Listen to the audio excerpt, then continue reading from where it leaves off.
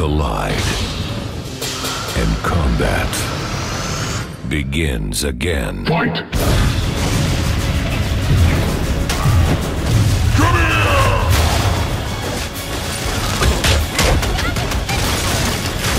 Mortal Kombat has been around since 1992, and this is Mortal Kombat 8 for people who haven't been counting. And we wanted to introduce something that is dramatically different to Mortal Kombat that we've ever done before, to really give like kind of like a reboot of the whole Mortal Kombat for the PlayStation 3 and the Xbox 360. And so this is how we decided to introduce the DC characters into the Mortal Kombat mix and reinvent the whole fighting engine. That's the approach with Mortal Kombat here.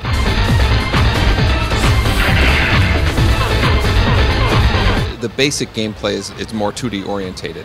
You can still walk in 3D and you can still have the full 3D motion, but the main controls on the D-pad, you pull down, you duck instead of walking in 3D. You push up, you jump, and so it's a little bit more emphasis on 2D. Right, well, why did you make this change to the franchise? Well, we really knew that we needed to change Mortal Kombat. Every several games, we make dramatic changes to the game. Mortal Kombat Deadly Alliance plays nothing like Mortal Kombat 4, the game before it. And this game, whenever there's a new system out, there's a new, PlayStation 3, Xbox 360, we want to do something where we just change everything so the player gets a new experience.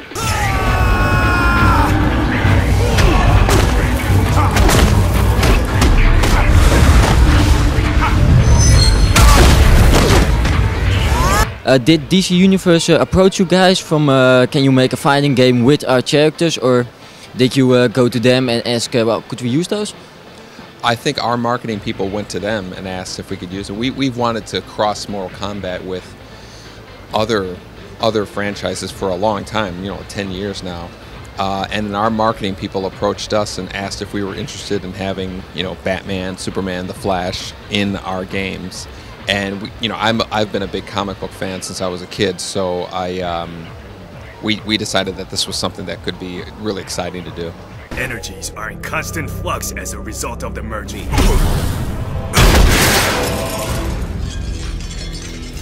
Magic. No, we were never afraid we ruin the balance. I mean, you can balance a game with any characters. It really doesn't matter. You just need to basically explain why a character like Superman would fight against, somebody like, Sub-Zero, and it would be an even match. So if you can explain it through the story and through the different elements in the game, balancing the game is just like any other fighting game. Your world is invading mine, affecting everything and everyone in it. Well, how do you explain this in Mortal Kombat versus DC? The way we explain it is we have this this kind of like this magic element, and magic is one of the weaknesses of Superman.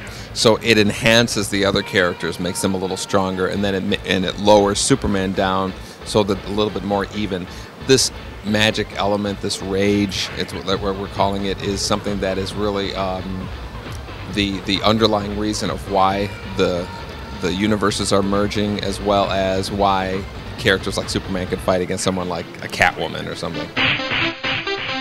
Test your might.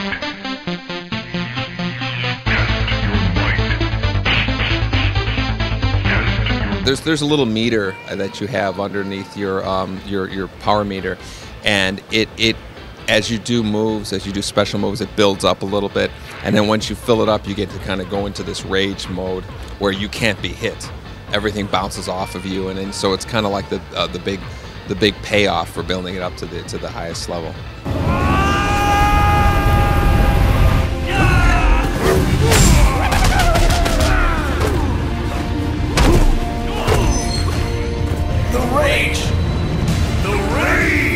When the game was announced, a couple of people were afraid you were going to lose the fatalities, one of the big things in Mortal Kombat.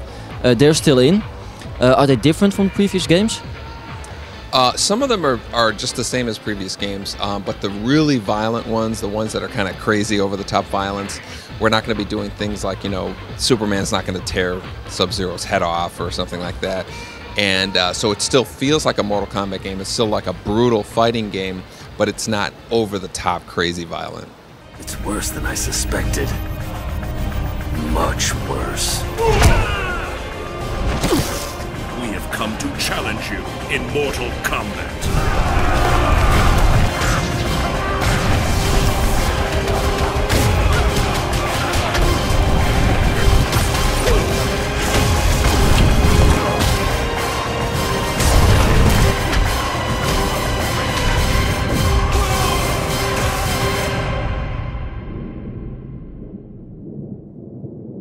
Come on, we'll kill things, blow things up.